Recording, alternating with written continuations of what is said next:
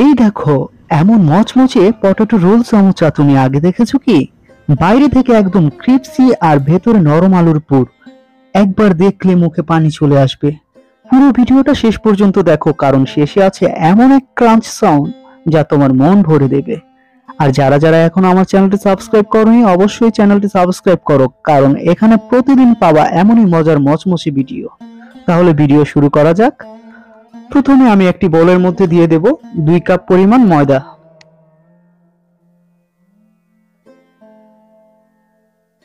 তারপরে দেব পরিমাণ মতো লবণ, হাফ টেবিল চামচ কর্নফ্লাওয়ার এবং সামান্য তেল। এখন একসাথে ভালো করে মিশিয়ে নেব। অল্প অল্প করে পানি দিয়ে মিশিয়ে নেব।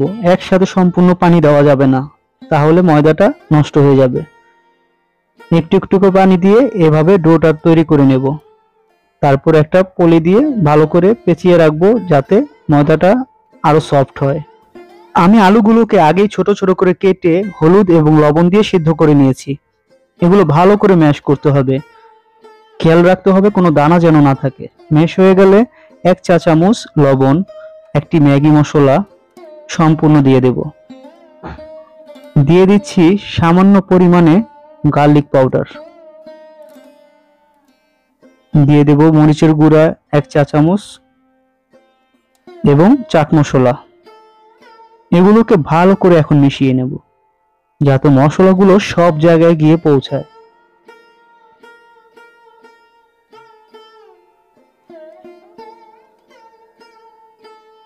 মেশানো হয়ে গেলে আমি ফিরির মধ্যে কিছু তেল দিয়ে এখন ময়দাটা নিয়ে রুটির মতো বেলে নেব।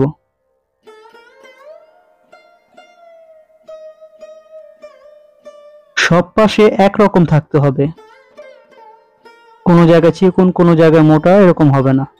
তারপর আলুর পুরগুলো ভালো করে চারিদিক দিয়ে মিশিয়ে নেব। সব জায়গায় সমানভাবে রাখতে হবে, উঁচু নিচু হলে চলবে না।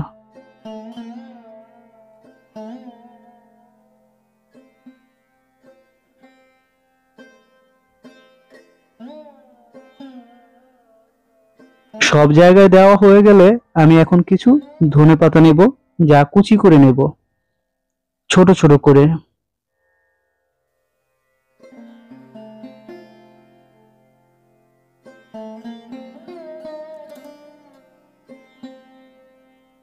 এই ধনেপাতা কুচিগুলো এখন উপরে দিয়ে দেব। এটা স্বাদ এবং দেখতে দুটোই সুন্দর করে তুলবে।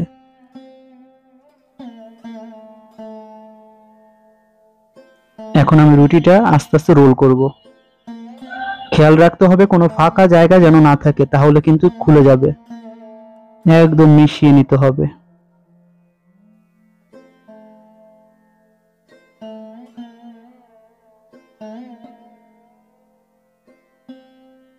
এখন কিছু অংশ বাদ দেব। আর অবশ্যই ধারালো ছুরি নিতে হবে, না হলে থেতলে যাবে। আস্তে আস্তে কাটতে হবে। দেখুন, দেখতেই কত সুন্দর হয়েছে।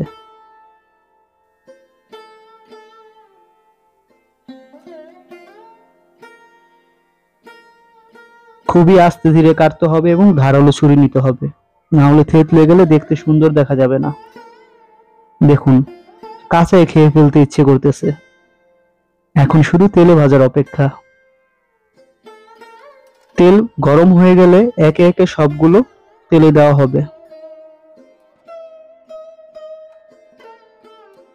এবং উলট পালট করে ভালো করে ভেজে নিতে হবে।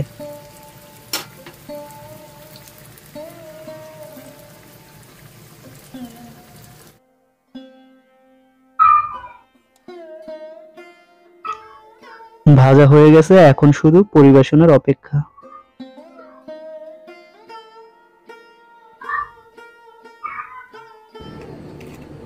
খুবই ঝটপট বিকালের নাস্তায় এই খাবারটা আপনারা অবশ্যই ট্রাই করতে পারেন। দেখতে যেমন সুন্দর, তেমনি খেতেও খুবই সুস্বাদু। কতটা মুচমুচে। আশা করি ভিডিওটি আপনাদের ভালো লেগেছে। বাসায় তৈরি করে অবশ্যই জানাবেন আপনাদের কাছে কেমন লাগলো।